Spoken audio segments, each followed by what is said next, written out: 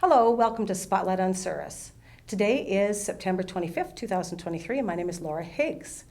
We have an upcoming election in our province here, and I have with me the Manitoba Liberal Party candidate, Michelle Budiwski, who is here to speak to us today. Welcome, Michelle. Hi, thank you for having me. Well, thank you for coming in. We really appreciate your time. Absolutely, I love this. Yeah.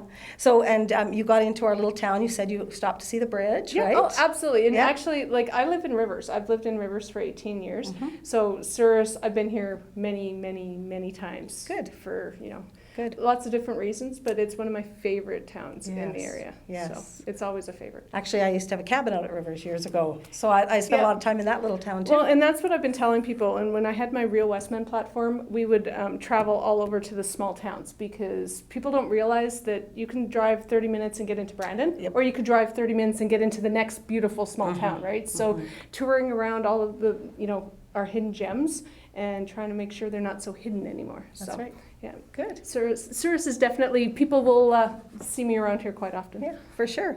Okay, well, let's start off with some questions that we have here. There seems to be a great deal of confusion between the Manitoba Liberal Party and the federal Liberal government. Can you explain the difference? Absolutely. I always laugh, and when I first started campaigning, I would introduce myself and say, hi, I'm Michelle Budiwski. I'm your Manitoba Liberal candidate. That's Manitoba Liberal, not federal Liberal. So if you want to complain about Trudeau, you can do that, but I'd rather talk about healthcare. I started off saying that as a joke, not realizing how people confuse the two, because it's the word liberal. So the Manitoba Liberal Party is a completely separate entity legally in every way from the federal Liberal Party. The governments are also different. So our leader, Dougal Lamont, often jokes that Justin Trudeau isn't even a member of our party, right? So people get caught up in the drama of the federal politics because that's what we're seeing on social media, that's what's in the paper, Trudeau this, Poilievre this, back and forth. But what they don't realize, it's the provincial government that impacts, the majority of things that affect our families every single day, like healthcare, education, roads. All of these things are actually in the purview of the provincial government. And when you elect someone into the provincial government, they have no say in the federal government. I have no idea what goes on in the federal government or in the federal Liberal Party. I don't know that. I'm running provincially, and those are my concerns, and the parties are completely separate. So it's really interesting when you have those conversations to talk to people about that. Manitoba, I think one of the reasons is Manitoba hasn't had a Liberal government in almost 70 years, right? We are rebuilding the party. It's an amazing party. But we've always seen, and I'm almost 50 years old, lived in this province my whole life. I've never seen anything but NDP or Conservative. So when you talk to them about, and they hear the word Liberal, they automatically assume you're talking federal, and that's not it. That's not me, and that's not our party. Okay, wow. Thank you for that. So what sets you apart from other candidates to make you the best choice for the voters? I love this one. It's because I'm almost like the anti-politician. I was not born to be a politician. I never wanted to be into politics. I come from northern Manitoba, and I moved down here 18 years ago. And I think what sets me apart is the fact that I've kind of made my bones here already. I was looking at retirement when COVID shut down my businesses. And the reason I'm running is because I want to actually affect change from the inside. So I'm not a polished politician, because you never know what's going to come out of my mouth. Half the time I don't know what's going to come out of my mouth. But I have that lived experience where I have built my businesses here. I've raised my family here. I've chosen to build a life here because I love Westman. I love rural Manitoba. I love our small towns and our communities. And with my background in business, and as well as the work I've already been doing through my platform, Real Westman, for years before the election and before COVID, really working in our towns and communities to promote what makes us unique, as well as business and economic development, it seemed like a natural progression, because we've been doing all of these things, and I've been trying to raise awareness on some of these issues for years, kind of from the outside in, and I haven't gotten anywhere. So now the stars aligned, and it's time to start changing things from the inside out. Good. So local PC candidate Grant Jackson has almost a decade of direct government experience. And He does. you tell me that you don't. I don't Oh, know. so what experience do you bring to the table? Absolutely. And you know what? Hats off to Grant, because he does have that direct experience. You know, he's worked for Cliff and Heather, and he's worked for Larry McGuire. So he's been, and his dad was the former mayor of Surrey. I mean, everyone knows that. I know that. So he really grew up in politics, right? I didn't. That's why I'm like that anti-politician. But what I do bring is that lived experience. So when we're talking about things like business and economic development, I have actually built my company and some successful businesses here in rural Manitoba, as well as some not so successful ones, which I love to talk about as well, because that's where I've learned. I'm a parent. I've got 4 kids between the age of 9 and 29. So when we're talking about things like childcare, education, I get it. I know what is going on, and I've seen what's happened to our education system. I've had a kid in public school for 22 years. I've seen those changes.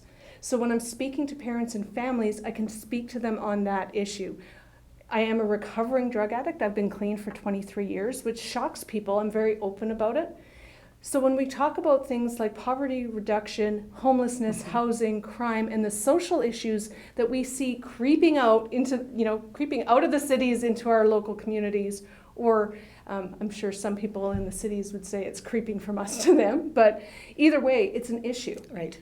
And I can speak to that. And because, 23 years ago, I was a homeless drug addict. And then here I am, a successful business person. I've been elected twice as president of my local chamber of commerce. I've sat on economic development committees.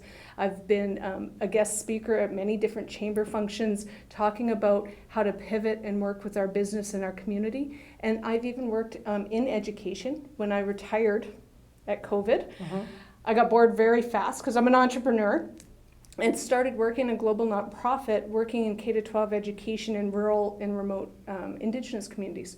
So when we're talking about issues of reconciliation and collaboration and cooperation, that's my lived experience. But I do, I'm going to be finished my master's degree in business in June. I've got, 25 years of direct entrepreneurial business experience. I've got, diplomas in education. But when it comes down to it, regardless of the issue, I can sit down and have that conversation on a personal level and really connect with what needs to happen. And yet, I've also, I started my businesses in northern Manitoba when I was like 19. So I'm not going to age myself too much, but as a woman, I'm used to being told no. I'm used to being, fighting against the status quo. I'm used to standing up to people telling me I can't do something. And what we need in our government, and I, no disrespect to Grant or Cliff or any of them, but what we need in government, I think, is less politicians and more people ready to work with the people and remember that we're there to serve our communities and not the other way around. And I kind of joke that I'm the anti-politician because I don't really like politicians, so. Sorry. Okay, well, it's an interesting look at it, for sure. Surrey has seen a rise in property vandalism, thefts, and local businesses, and even had a donut issue. I'll have to ask you about that. That was all interesting. Specifically targeted towards the 2SL LGBTQIA+ community. What are your thoughts on that? I actually have come out to Surrey a couple times to meet with members of Surrey Pride. We saw what happened. I don't know how familiar you are with what happened in Brandon with the Brandon School Division and the attacks on the library and the book bans. And, we made national news, those types of things. And in the wake of that, we have seen it kind of spill out into smaller towns. And I think with social media and some of the, we just had the 1 million march, it got pretty ugly. And it's not isolated into the cities, right? So we're seeing that kind of hate or bigotry targeted towards the LGBTQ community kind of trickle into our communities. And it's scary, right? We want to talk about rural health or rural crime. Well, we're seeing that in these small areas where people are having their property vandalized. We've had pride flags torn down. The donut issue was extremely interesting. I got a call, one of the local bakeries here in town had a box of donuts returned to them because there was a unicorn donut in it, and the parent that got it did not feel it was appropriate for her children to be eating unicorn donuts because unicorns were a symbol of gay things.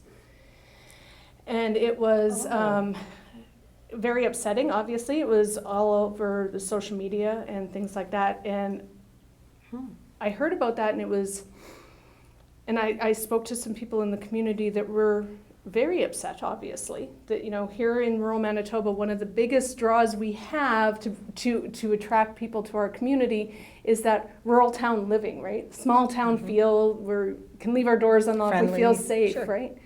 And to think that people are living in our communities who are not feeling safe or welcome or included because of that trickle-down effect is really upsetting to me. So I did come out, we met, you know, I'm very outspoken about the fact that not just in rural Manitoba, but everywhere, that we need to protect and stand up for everybody's human rights, and that these are issues just can't be tolerated. Right. Everybody's human rights. Everybody's human rights. And that's the big thing that people are forgetting, that regardless of what your personal opinion is, you cannot infringe on someone else's human rights. And the idea that we're somehow doing this because of these other movements in larger centers, it really detracts from what we have to offer.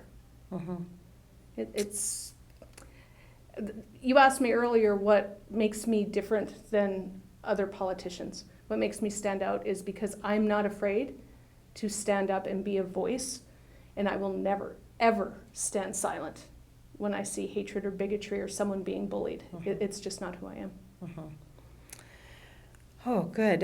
Souris has a vibrant small business community.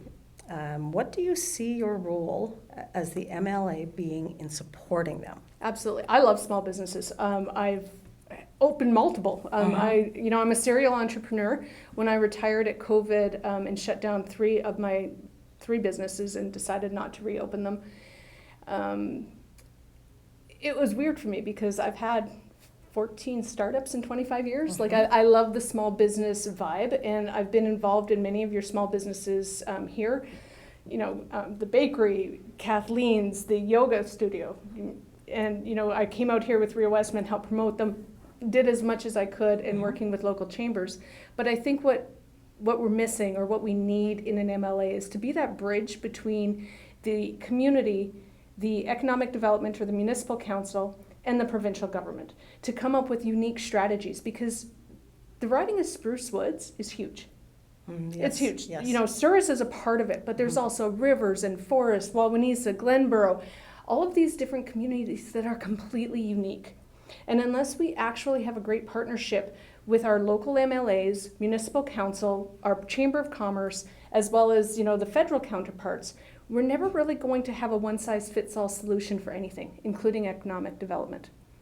So if we can work closely together the way small towns and communities should, to come up with those plans of what is needed here. Because, you know, I can make like blanket statements saying we need X, Y, and Z, but what Souris needs might not be what Holland needs. So we really need that relationship, and to be collaborative, as well as honest with each other, and say what can be done and what can't be done. And I have a vision for economic development in rural Manitoba based on my own experience as a business owner, and I really want to bring that to the table and see what's out there, and sit down and say, I have an idea, you have an idea. Let's see what we can do with it. Somewhere in the middle, there's a solution. And I think being a centrist, I believe in strong fiscal management and responsibility. I also believe in strong social programs, and I know we can do both. And as a centrist, I'll work with anybody. It's like, let's just get the job done. And that's where I'm coming from. I should put that on a shirt. Let's just get the job done. There you go. Okay, well, carbon pricing is a hot button issue here in Souris and all of Manitoba, of course. What are your thoughts and plans on how on it to help our agricultural producers, like specifically the agricultural producers? And you know what, this is a big, big conversation, right? Like nobody likes a tax. Everyone hates tax. My personal idea on the carbon pricing, as well as the Manitoba Liberal Party platform, is this. We are going to have carbon pricing as long as the federal government says are going to have carbon pricing. That's just a given. And for whatever reason, until something comes along or federal policy changes, we are going to have carbon pricing. That's a fact of life. We have already spent, the Conservative government has already spent almost $10 million, more than $10 million of our tax money fighting that carbon tax. And they lost. I'm a pragmatist. Spending more tax dollars to go back to court to have another lawsuit that we already lost makes no sense to me. What I want to do is, as long as we have carbon pricing, I want to use it to benefit Manitobans, especially rural Manitoba.